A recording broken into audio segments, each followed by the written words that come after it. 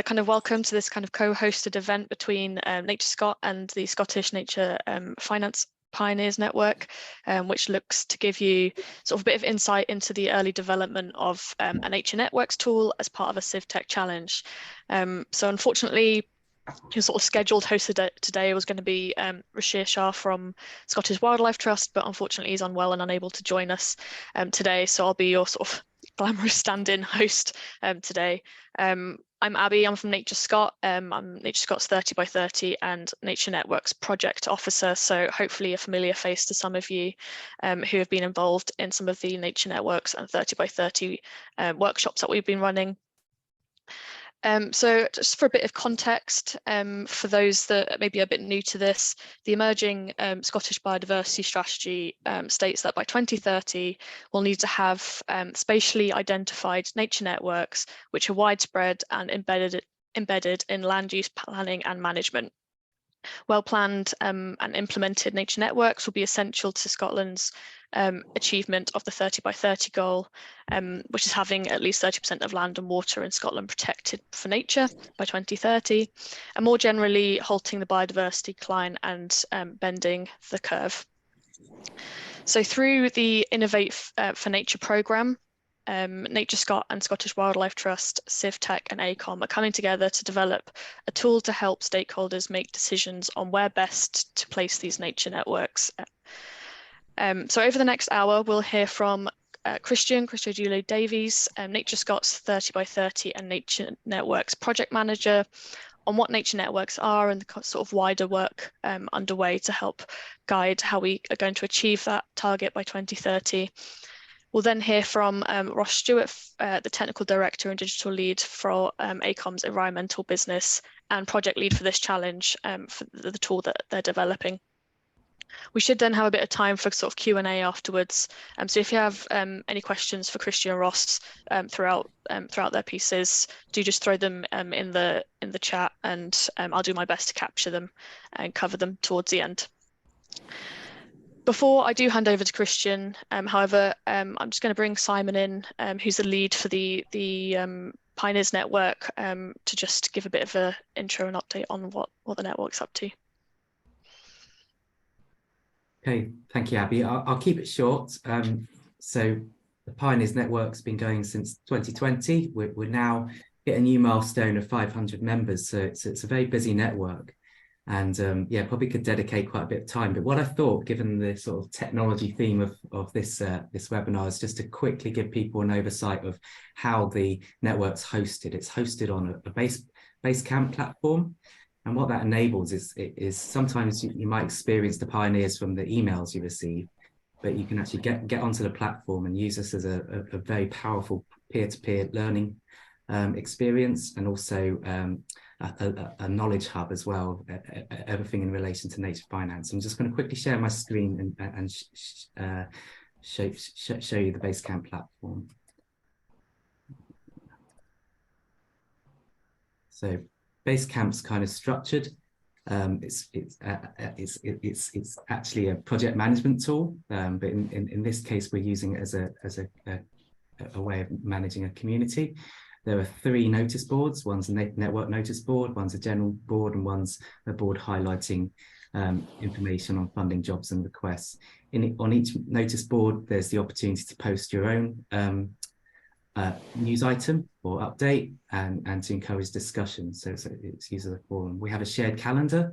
Again, every member, all 500, can add their events onto the shared calendar, and that enables us to help keep together the plethora of things, activities which are happening across the network, and that's a highly innovative approach. You know, I think a lot of knowledge hubs have a centralized design. Basecamp is a decentralized design. We have group resources. If I click onto there, we have a library which contains all of the material which we're aware of, which gets posted on the network. And we also, such as this particular Zoom webinar, we provide the recordings and copies of presentations of any Zoom webinars we've hosted it in that library too. So it's well worth an explore. Just wanted to highlight that it's a powerful tool. there's many ways of searching it. You can, in terms of being able to search previous discussions and threads, there's a find facility. You can type in a word such as CivTech, and then find all posts which have been made around the CivTech process. So that was just a quick overview. So hopefully many of you might be already members of the Pioneers, but might not be fully aware of the full power of the Basecamp. Please get in touch if you want to understand more. Anyone who's not yet a Pioneer, I'll post a form in the chat if you want to join. Membership's free, and it says at an individual level. Okay, thank you. Thanks, Simon. Over to you then, Christian. Cheers, Abby. I don't have slides or anything, so apologies. You're just going to be looking at me for the duration of my talk. As Abby mentioned earlier, I'm Christian Christodoulou Davies, and I also work with NatureScot, and I manage the Nature Networks project alongside the 30 by 30 project. And I've been working alongside Abby and others over the last year to develop a framework for how nature networks will be delivered in Scotland. I should also say I've got a bit of the man flu, so I apologise if I have like a coughing fit midway through this. That Nature Networks framework has yet to be published, but will be pretty shortly going out for public consultation. The framework's not meant as an implementation plan. And so we'll more be setting out the principles for delivery that must be followed to allow for nature networks to successfully contribute towards halting biodiversity decline in Scotland, and to do so in a way that works for the people and businesses of Scotland as well as biodiversity. So with that in mind, I just wanted to start with going through the kind of working version of the vision statement for nature networks that we have that's going into the framework, to try and give you a high level oversight of what we're all trying to achieve here. And as this is kind of a bit of a dry run of it, maybe Abby can keep an eye out for when people roll their eyes or cringe, and we know which bits to axe. So a vision for nature networks in Scotland. So Scotland will have an evolving, flexible and resilient nature network connecting nature-rich areas, allowing wildlife and natural processes to move and adapt to land use and climate change pressures. The networks will help build people's connection to nature, providing biodiversity-rich spaces that deliver local benefits close to home. Across Scotland, important areas for nature and people are connected together through a series of corridors and stepping stones of wildlife-friendly habitats. They allow wildlife to move easily between areas and improve the resilience of the habitats they contain and populations of species using them. Nature networks will radiate from and extend into all landscapes across inner cities to towns and villages, rural areas, mountains, lochs and coasts. Our protected and conserved areas, those sites contributing towards Scotland's 30 by 30 target, are the beating hearts in this network, and wildlife-friendly connections act as the arteries and capillaries between them. Nature networks are driving nature recovery, but they also help store and capture vast amounts of carbon and deliver hugely important additional services such as flood mitigation, improving pollinator populations and soil health, clean water, and public health and well-being. They support our commitments to mitigate and adapt to climate change, and they deliver multiple additional benefits to society. Building connectivity means making use of existing natural features or habitats within the landscape, degraded habitats that have been restored, as well as creating new habitats. This approach makes existing connections more nature-friendly and establishes new connections where there were previously gaps or barriers. These networks allow species to move at all scales, allowing ranges to expand and shift in order to adapt to change. Nature networks will evolve and be flexible, responding and adapting to our changing climate. Our national parks and landscape scale projects and initiatives act as strategic hubs at the national level, with nature networks radiating to and from them. Protected areas and other effective area-based conservation measures act as hubs guiding connection at regional and local levels. These networks have developed through bottom-up activity by local people and decision makers, directed by national, regional or local priorities through a process of co-design and partnership working. This has ensured that networks deliver local benefits and priorities while supporting national connectivity and coherence. Information and tools are easily available to support the development of the network. It is recognised that there may often be more than one option for developing connectivity or removing barriers to it. Stakeholders work together to solve these problems using tools and approaches that are right for them. Proposals supporting connectivity are recognised, valued, and prioritised to facilitate their establishment. A blend of public and private finance is available to support this, and people know where to go to access this support. Landowners, land managers, and communities are engaged and involved in decision-making around network creation and management. Nature networks will be seen as a public good, highlighting the importance of Scotland's nature to people in the economy. Scotland's nature networks will act as a vital tool to mainstream biodiversity, not only in policy, but throughout society and people's connection with nature. Nature networks will be delivering the benefits of biodiversity for people to people's doorsteps.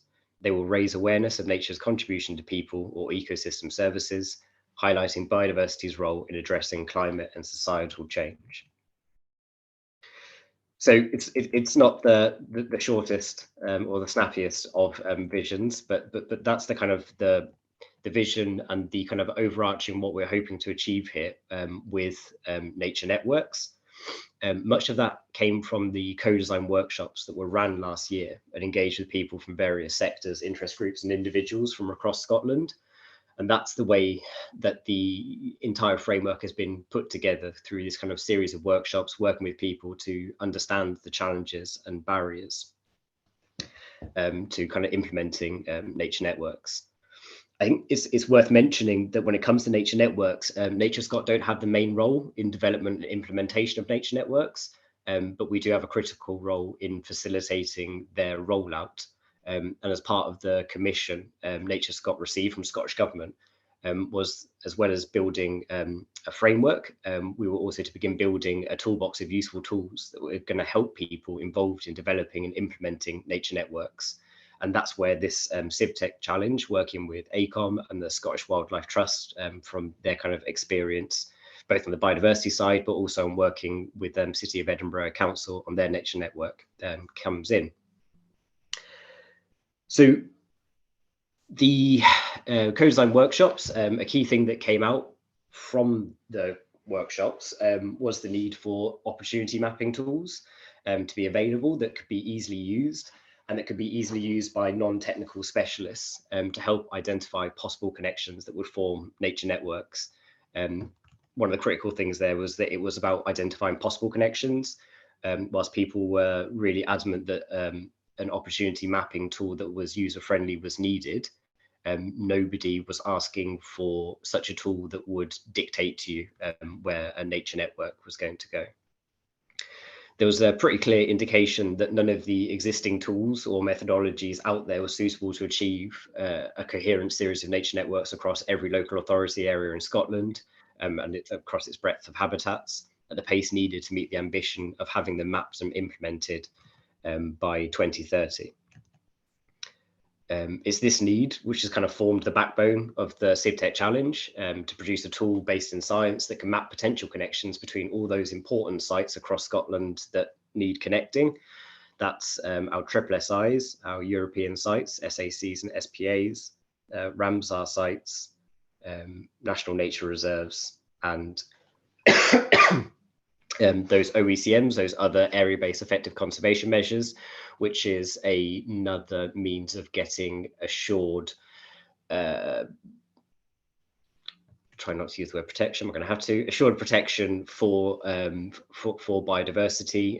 It's just that it doesn't have to go down a designation route. It can be done through some form of contract, as long as you've got that long-term assurance that whatever's going on over an area of land that it's providing for biodiversity.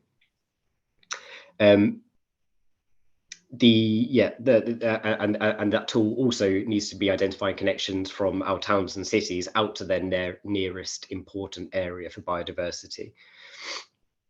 So that's the kind of, the simple, well, simple is the wrong way of saying it, but the kind of bread and butter of what we're hoping that this tool will do. If we look back to the vision statement, it's also hope that Aecom and their tool will help deliver on other aspects which are important for nature networks. So one of the big ones is being non-technical and so user-friendly to as broad a group of people as possible. will allow for that ability for nature networks to be something which are predominantly bottom up and community led. Ross will be talking about it shortly. So maybe I'm kind of presuming that people might know a little bit more about the potential tool than they do. But as well as the mapping side, there's a community side to it being developed, and that's kind of critical in ensuring engagement across the broad array of people likely to be involved for any given connection or project. And it's kind of critical in any tool which is going to present to you multiple ways of connecting to sites. Having that ability for people to come together and talk is really important in making sure that the possibility which is taken forwards has the highest level of buy-in and success. Also looking for the tool to be able to incorporate kind of more social factors into the opportunity mapping. And that's kind of, making sure that we're taking advantage, which is what Nature Networks is doing throughout, really, taking advantage of those things which are already in place or have already happened before, which we can use to build on and kind of create this coherent network. So that could be green networks or active transport routes or some kind of aspects of open space strategies or blue and green infrastructure that have already gone on across Scotland. And finally, this optimizer component of the tool, which we talked about shortly, kind of hope that can aid with Scotland's ambitious habitat restoration targets and also provide a platform to start facilitating that input of private finance to go alongside public funds. Just to be clear, we're not expecting this tool to be the silver bullet to each of these aspects, but we believe that done right, it will be invaluable in addressing the multiple issues faced at the speed that is required. The challenges to nature networks and their implementation that have been identified came from working with people who will be contributing to or affected by nature networks in some way through that co-design process. And through this CivTech process, Aecom are continuing that exact approach, working with potential users right from the beginning of their development. Whilst they're trying to create the solution, they're doing it with the end users in mind, which is exactly what we wanted. By working this way, we believe we can create a tool that benefits the greatest number of people and remains useful and relevant going forward through the creation of the initial nature networks, but also their natural evolution thereafter. That's probably all I'm going to say, apart from just to say thank you to everyone who's come along today and is taking part and continuing that process of making sure that we're creating something which is really worthwhile. Thanks, Christian. And thank you for those that have been engaging in the chat. I'll save the questions to the end so we can do them all at the same time. So now I'm just going to hand over to Ross from Aecom. So Christian kind of introduced the CivTech challenge there. So Aecom submitted a proposal to the challenge that NatureScot and SWT posed around how can technology help with the rollout of nature networks.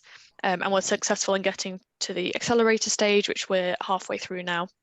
So the goal of the accelerator stage is for Aecom to develop an MVP or a minimum viable product.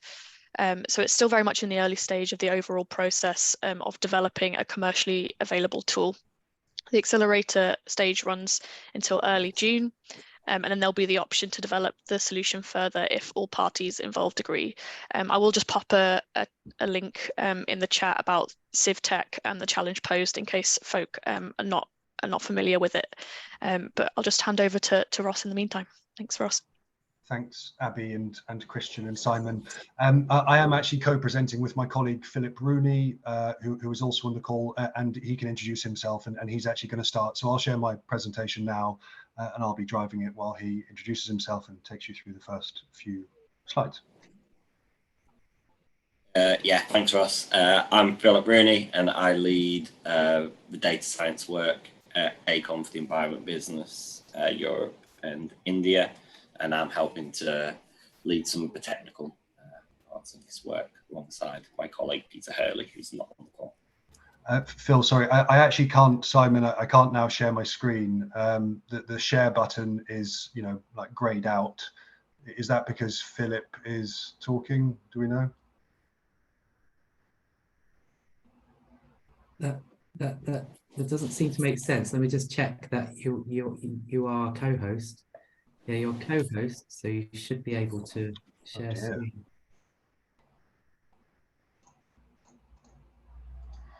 Phil, do you still have the presentation open? Yes. Somewhere. Could you try and share? Yeah, yeah. Phil will need to stop his share.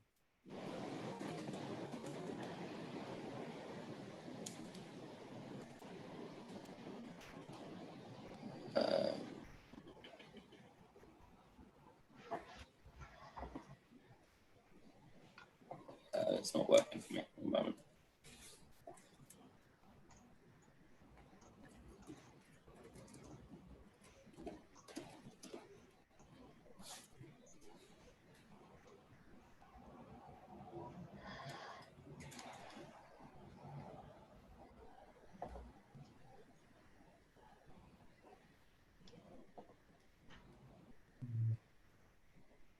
Do you want to try again, Ross?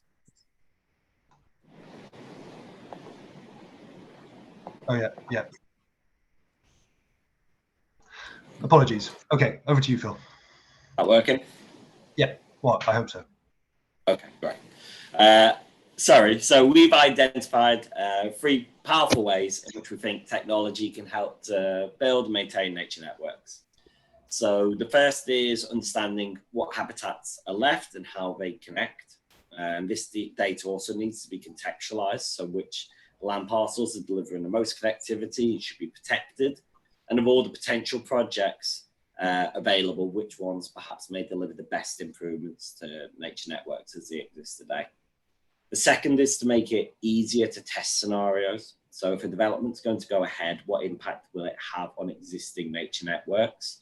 And if needed, and it's a development that is going to perhaps be building hard-standing structure or infrastructure, how will to help the user be able to mitigate that damage either through green infrastructure or creating new habitats elsewhere? And the third involves bringing together many fragmented data sources with supporting information so communities can build their own projects and access funding. So communities are often those with the most to gain from these projects for things like green jobs, access to new recreation sites, flood risk mitigation. And if empowered, we believe that communities are going to become this crucial source of nature network projects, which developers and investors can begin to align alongside. So if you go on to the next slide, Ross. I think you're 1 slide too far, but it's fine. I can talk. We will build 3 solutions that slot into our existing Aecom platform, Eco Uplift, which currently automates the creation of natural capital accounts in the UK. And this is just going to help us reduce some of the costs of developing a platform and also just give some important extra bits of information from that platform to clients, improving the value of the service to them. So first, we're going to create a nature network map across Scotland, along with some simple tools to be able to help to measure the importance of a site for connectivity. And we're going to carry out some opportunity mapping to find the best sites to develop within each SLA. Secondly, the Nature Network Optimizer is going to enable developers, planning authorities to be able to test the outcomes or potential outcomes of an intervention, creating before and after connectivity maps along with simple to understand summary statistics. And we're also going to grow an optimization library that helps a user to place habitats or green bridges or tunnels within a predefined area. And finally, there's going to be a co-design hub. And this hub will enable developers and would-be investors to connect and align with communities willing to host and drive projects, enabling them to invest with confidence. And we won't just be collating existing fragmented data sources to do this work, but we're also going to improve on what's available, as shown in the next slide that Ross gave you a sneak preview to a moment ago. So on the left, you can see the Central Scotland Green Network Map. Its methodology is essentially assuming that connectivity is driven by which habitats are where, with contiguous or near contiguous habitats classified as connected. But this isn't how many animals will actually experience the landscape. So for instance, a fox may be willing to move through most types of habitats. The Scottish wildcat may prefer broadleaf woodland, but be willing to use marginal farmland or grassland. And if you take into account the animal's willingness to move through different habitats, connectivity of a landscape can look very different. And that's what's shown on the right. in one of our connectivity maps of the same area. We're going to do this kind of analysis nationwide for several focal species to better appreciate, what that nature connectivity looks like. So if we go on to the next slide, please, Ross. So then we're going to create a map containing constraints and attractors for each type of habitat across Scotland. So constraints will be any kind of issue which rule out a project in a given location. So for instance, you wouldn't want to suggest people grow trees on peatland. And attractors would be anything that improve the attractiveness of creating a habitat on the site.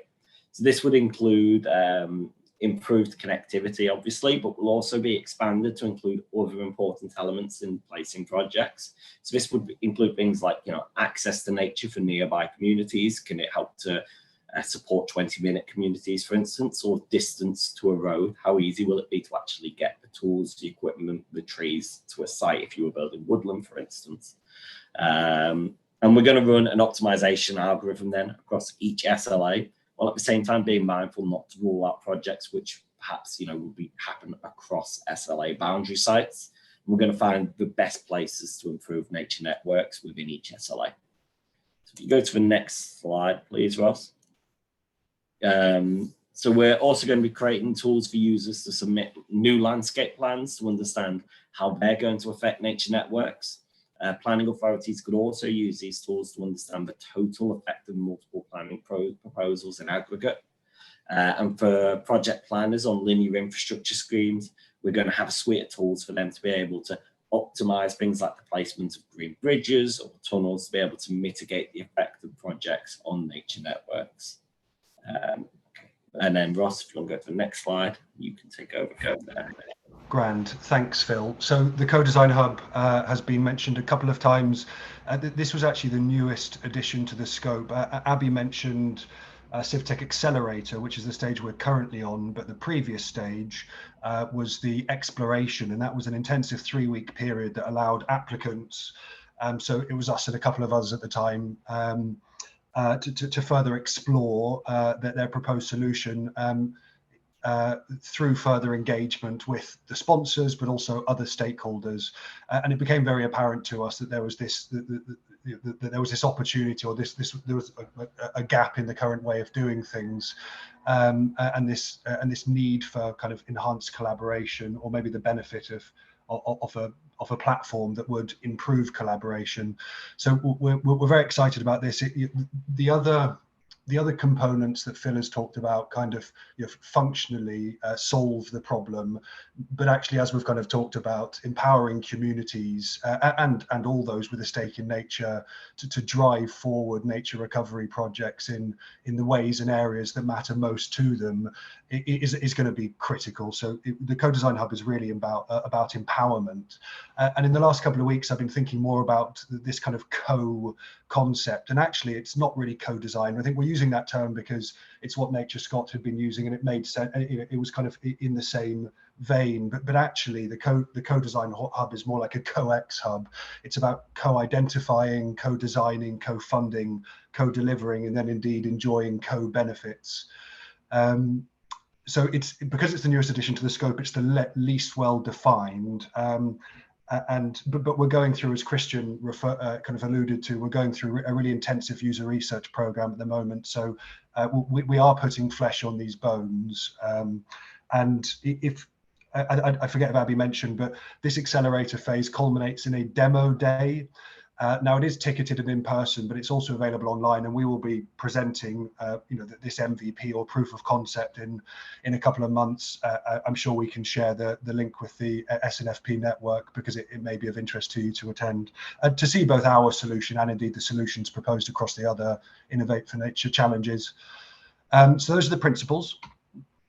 In practice, the Co-Design Hub will be fed by the insights from the base Eco Uplift tool, so that's the natural capital accounts, but also the Nature Network Map of Scotland, and indeed the Nature Network Optimizer that Phil's talked about.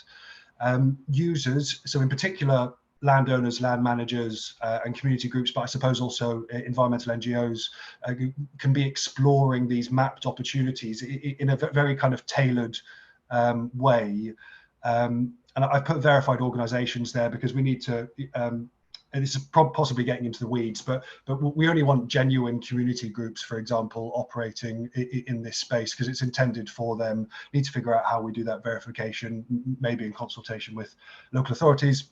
We'll figure that one out, and then those opportunities are presented in the context of the cost of implementing the associated policy, and whether or not it would kind of get the policy pass, potential funding, both private and public, and then also the potential return on investment, and that could be expressed as, for example, carbon credits, but also the co-benefits. So these are the ecosystem services. In due course, that ROI could also be presented in terms of bio credits, and one of the other CivTech 8 Innovate for Nature challenges is exploring what bio credits might look like for Scotland. There would then be a project creation wizard, so the users of this aspect of the tool could start to package up projects that they wanted to take forward and like kind of pre-endorse, and then they can start to collaborate with all relevant stakeholders. So this is where your landowners would come together with your community groups, your parish councillors, your local planning authority, and almost pre-endorse projects that can then be taken on by private investors or indeed developers, because developers may, in the local area, may have an obligation to deliver additional biodiversity, or maybe looking for opportunities to offset, for example. Once that project creation and that collaboration has happened, it would then be posted to kind of a public facing site, where they could further engage with and connect with additional potential partners, whoever that might be. You could, for example, have an ad out for an investor wanted, and there might be a published shortfall in finance because maybe some public funding or grant money has been found from somewhere else, but there is a shortfall of whatever it might be. So yeah, it's really about connecting stakeholders and accelerating, really supercharging investment in nature and nature recovery. So that's the Co-Design Hub. I'll speak a little bit about the user research program. So CivTech has described that this minimum viable product, and an MVP, I don't know if anyone's heard this term on the call, but it's what we're really going for, because we're proposing something so broad and frankly very ambitious. We're actually focusing during this accelerator phase on that user research piece, as Christian alluded to. So we really want to make sure that the solutions or the modules and functions that we're developing are the functions and modules, and that they give the outputs that the users really need and want, and that are going to be useful for them. And because this is such a broad tool, we have lots of different users, and so we've identified, for the purpose of user research, 4 core user research groups or cohorts. The first is local authorities and government agencies, then community groups and eNGOs, then land managers and landowners, and then developers and investors. So we sent out a call for participation at the beginning of or a few weeks ago, and actually this network will have received a message from me a few weeks back. I've got there that the call went out to approximately 500, but given that this network alone is 500, it was probably more like 800 people / organizations. And that was a call for willing participants to engage with an 11-week program of user research that has an approximately 6-hour commitment.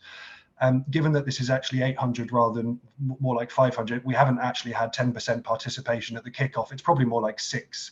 But we were, the minimum we need for each user cohort to get a good selection of what we call user stories and user requirements, and I'll come on to that in a bit, was a minimum of 3, and actually we've got a lot more than that. So in total we've got 35 participants across those 4 user research groups, and given how condensed this was, and just by virtue of the fact that the CivTech Accelerator program is accelerated, it fits into a few months what you'd want to do in a year probably. I'm actually really pleased with how people have been engaging with this request. So we've started with a kickoff. Those happened in the last couple of weeks. Some of you on this call may well have participated in that, and may be participating in the future program. That was really just to explain the purpose of user research and introduce CivTech, the challenges, and our proposed solution.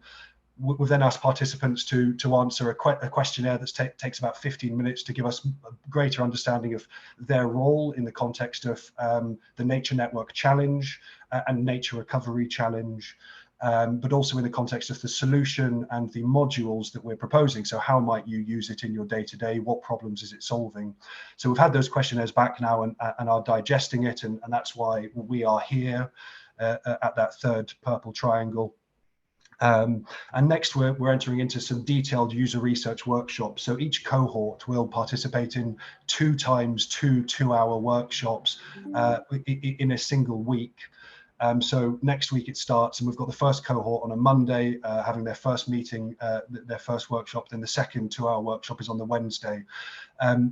That first workshop is really about confirming the pain points. So what is it that you're really struggling with? What do you need a solution to do for you? And out of that, we start to define what we call user stories. So a user story begins at a problem. So I want to do X, and then it ends in an outcome, so I can do Y. And that helps us kind of understand the actual path that these different users will take through our solution. We then go back and digest that, and we turn them into actual structured user stories. And then the second 2-hour session with that same cohort, it is about validating that and actually turning those user stories then into defined requirements. We then take that away after those user research stories, and over about a 3 or 4 week period prior to the show and tells, we turn those into mock-ups. So we take those and turn them into what you call wireframes. So it's the step before actually doing software development, where you define what a product looks like, where the buttons are going to go, what the feel of it is, how people will interact with it.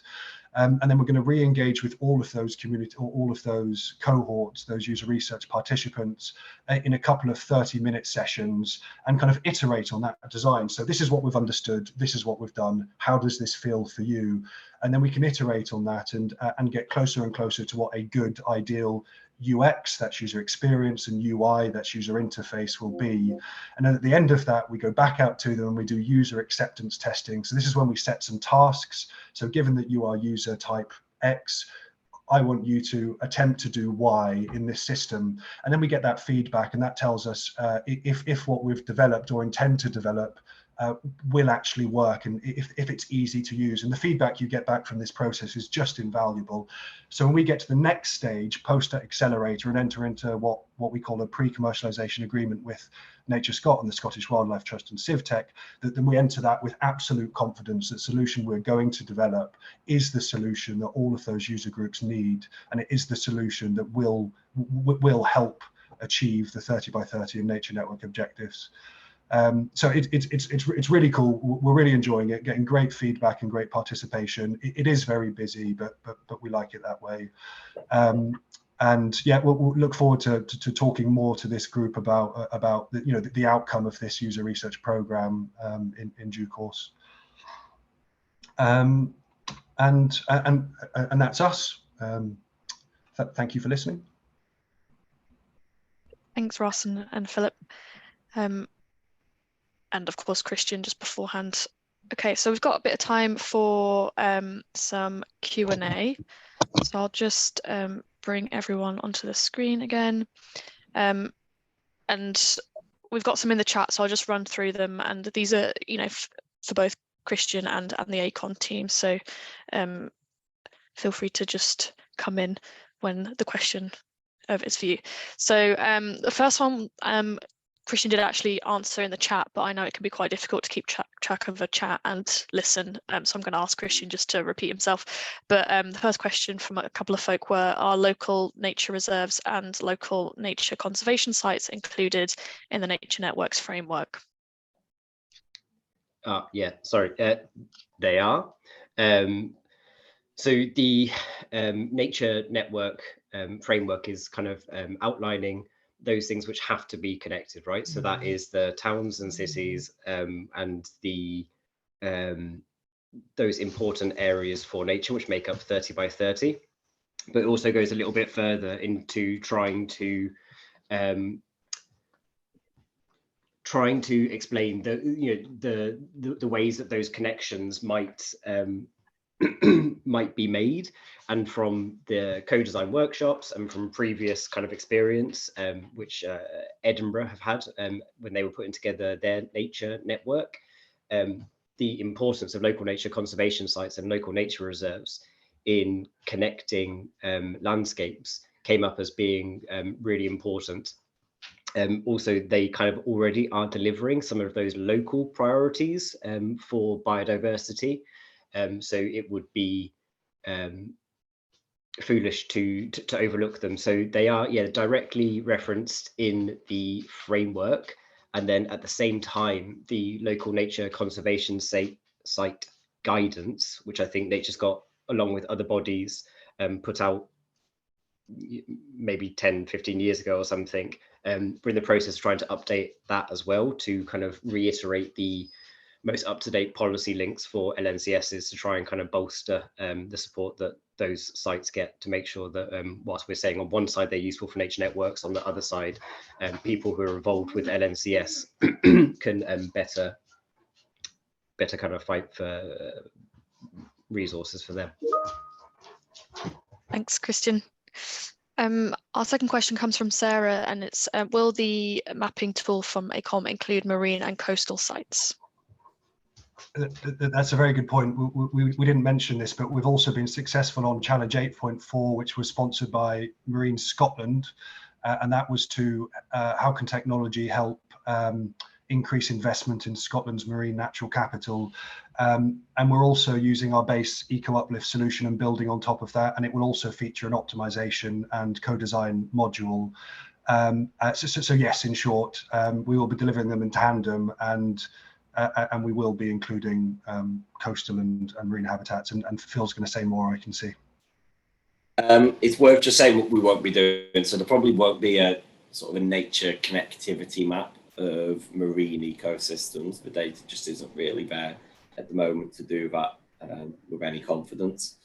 But you know, coastal environments, we will be including those.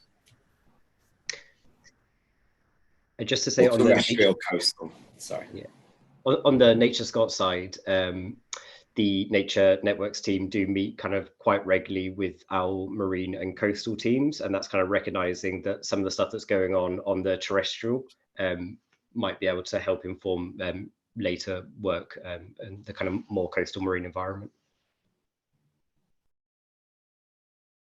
Thanks, both. The next point comes from Bruce, who just highlights the point around ecological networks and the fact that the understanding about whether the areas need to be physically linked. So I don't know if either Christian from the Nature Networks framework side of things or Philip and Ross from the tool just want to address that kind of point around corridors versus stepping stones, I suppose. Will I go on the framework side first? Yeah, so I just say it's a good point. That's, you know, kind of the, you know, the reason both the frameworks are being developed by talking with lots of people, and then this Aecom tool continues to be developed by talking with lots of people, is because there is that expertise which sits outside of the kind of small policy circles. So yeah, I think that's entirely correct. The framework makes reference to corridors, but also stepping stones. And I think there's a question there as to whether or not the two are mutually exclusive. So you won't necessarily have contiguous connectivity of the same habitat type, but you might have a contiguous area of more nature-friendly habitat, which has stepping stones within that. So yeah, just agree with Bruce there that it needs to be taken into consideration.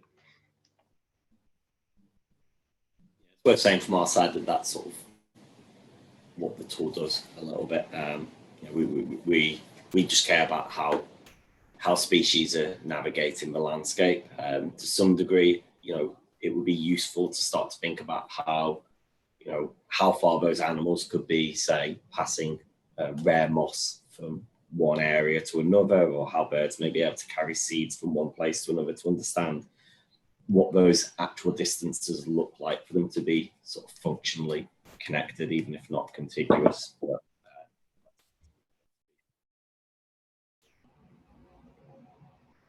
Thanks both.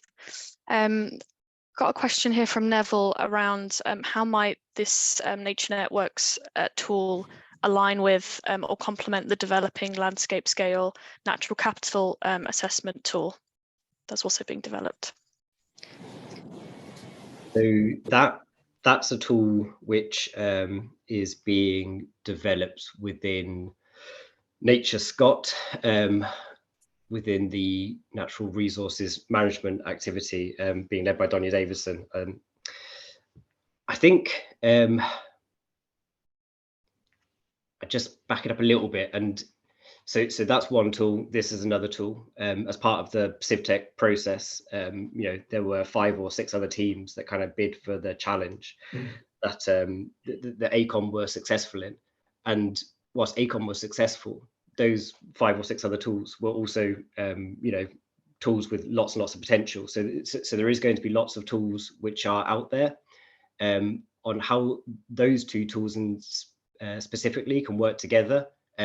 Once again, it's kind of a matter of NatureScot internally, making sure that these 2 projects are talking to one another and recognizing that both the Aecom tool and the natural capital tool are really early on in the kind of design process and kind of, you know, in developing how these tools are going to go. So what we're doing is making sure that the 2 teams are talking, so that should there be these ability to tie them together in some way, or make sure that they help each other, that we can take that opportunity.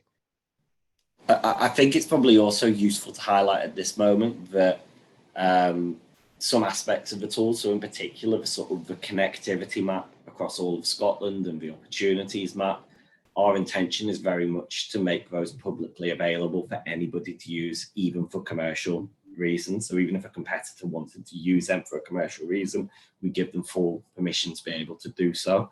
And so in this case, you know, even if, you know, there's an element of there being 2 tools out there on the market, if there's an opportunity for them to make use of this data within their tool, that's something that we would very much encourage anyone to do. Thanks both. Next question is from Duncan, and I'm also going to just ask a second question because it kind of relates to a similar kind of around data sources and mapping. So what data sources will the tool of Scotland be built from to ensure it gives meaningful outputs at both local and landscape scale?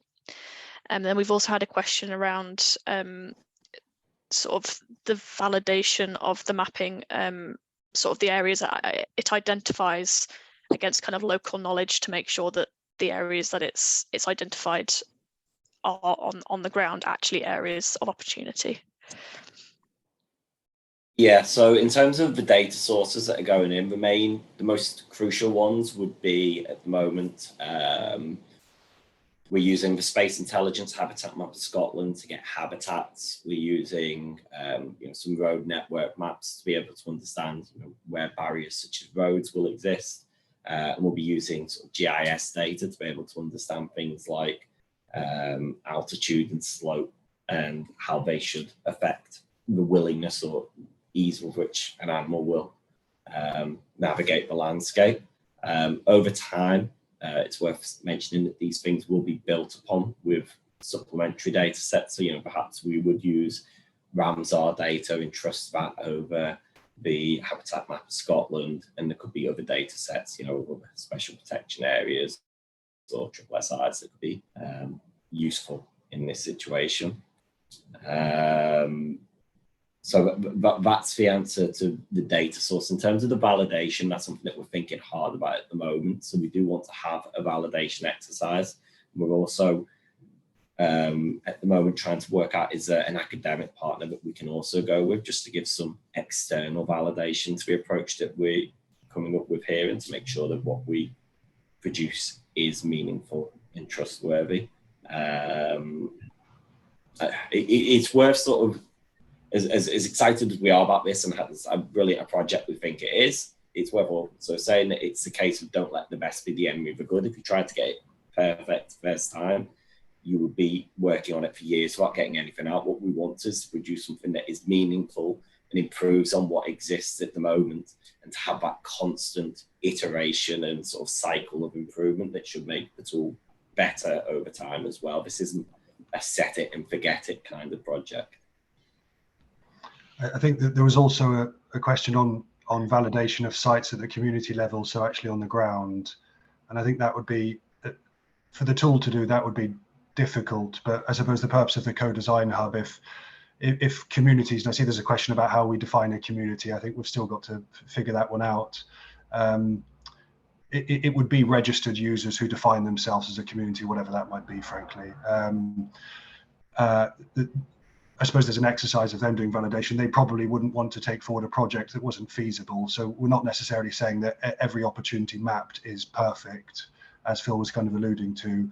But I suppose there's an onus, or there's an expectation that if people are going to endorse and put effort into doing something in an area that's relevant to them, then you know, it's their expertise that's going to support choosing the right, you know, their local knowledge that will support choosing an appropriate project. Yes, just kind of to add on that, this tool is to be used as kind of a decision-making tool, in that it's part of a decision-making process. So it's not kind of, this tool is going to dictate where nature networks have to be and are going to be, but a tool information for those that are deciding where they can go to really get a bit of an understanding about the landscape. And then throughout the framework, this kind of idea of co-design is still very much in it. You know, it's a tool that people can come together over and decide, okay, here are our opportunities. Does that marry up with what we know as either local community members or a local authority on the ground, and use it as a tool to help make those decisions. I'm not going to be able to get through everyone's questions, so I do apologise for that now. However, I will try to collect them for Aecom, and so ones that are kind of referring to things that need to be considered going forward, Aecom can use those, and we can potentially look to get answers back to people if they're more kind of logistical questions, that kind of thing. But we'll just keep going until we hit 11 o'clock. So I've got a question here around, has this process or method been undertaken by Aecom in other countries before? We've used these techniques in England to help optimise the placement of green infrastructure on linear infrastructure schemes. So yes, to some degree. It's worth saying that the UK is generally more advanced in, say, policy and thinking generally. It's just the obvious place to develop into, but there is lots of interest from our, you know, Aecom's a global company, and we are already discussing these things and have every intention of expanding this tool globally. Indeed, it's a requirement of CivTech that the chosen solutions be commercially viable and have a strategy for commercialization. And there's also a question around who's kind of been involved in the user research program so far, particularly which local authorities have been engaged. There isn't a list kind of publicly available out there, but I'll just say that if folk are interested, they can email the Nature Networks mailbox, which I'll put in the chat before, or I can ask Christian to just put in the chat, and we can. I can't talk and type at the same time. That's asking too much. And yeah, feel free to get in contact with us and ask any questions, and we'll do our best to relay any information. There's not yet a kind of online space for this particular tool, just because it is so early days, but that will come with time. Yeah, in terms of the hosting, was that question? Yes, the other question is around where will this tool be hosted. So I don't know if you want to comment on that. Yeah. Sure. So it's building on top of an existing tool, as we mentioned, which is hosted in the UK by Aecom on our own cloud infrastructure. Well, I said our rented a Microsoft Azure infrastructure. A requirement, or rather, NatureScot and the Scottish Wildlife Trust get out of this a royalty-free license in perpetuity to use this tool. We will host it on their behalf going forward and fully intend it to be a commercial. Well, it's already a commercial product. So we will continue to host it, and it's managed as a software as a service platform or hosted service. So people using it access a service that we host on the user's behalf. but it's in the UK as well. So if you're concerned about data security, for example, or sovereignty, then it ticks that box. Yeah, and the question around kind of timelines as well. I suppose that commerciality aspect, these are things that are sort of built into the CivTech process and stuff that gets sort of ironed out sort of towards the end of the accelerator stage. Yeah, an important point as well, I think Phil kind of alluded to this, is that we will iterate on this. So while the PCA, this pre-commercialization agreement that we enter into with NatureScot, it may span, say, 18 months, we will be releasing minimum viable products of different features and feature sets. So, we'll identify through this process that we're in at the moment which features would be most valuable soonest. So the Nature Network Map of Scotland is an obvious one that will come very quickly, but the full features of a fully functioning co-design hub may not exist for another year. But the minimum features required to add a good amount of value will be available, say, within 6 months. But we're doing that thinking right at the moment. And I suppose if people continue to be interested, maybe via NatureScot and the Scottish Wildlife Trust or the SNFP network, we can keep people updated. But we're actively mapping out that program with CivTech and the sponsors at the moment. I'm just going to finish up on this question because, to be honest, I've lost track of the chat. But we had a question around. Are you effectively planning multiple networks, in brackets by habitat, or are you regarding all natural areas as equal nodes? So I think there's a question around kind of the layering technique of different habitats there. And then sort of on the back of that, how are we considering those habitats that are currently quite poorly mapped, such as species-rich grassland? And is there a risk that such habitats will be sort of taking a bit of a backseat in this mapping tool? Sure. Yeah, I'm just going to jump in on the second part of that question, and because it kind of almost spans outside of the CivTech Aecom tool and the kind of nature networks framework which is being put together in the moment, and the kind of governance structures that are being talked about and that once again came through this co-design process, is about the importance of having governance at the local, regional and national level to make sure that stuff like that, was it grasslands, poorly mapped grasslands being overlooked was the example given there, but to make sure that whilst projects will be led more locally and come up that way, that there is this ability to make sure that there can be kind of oversight and making sure that stuff doesn't get overlooked.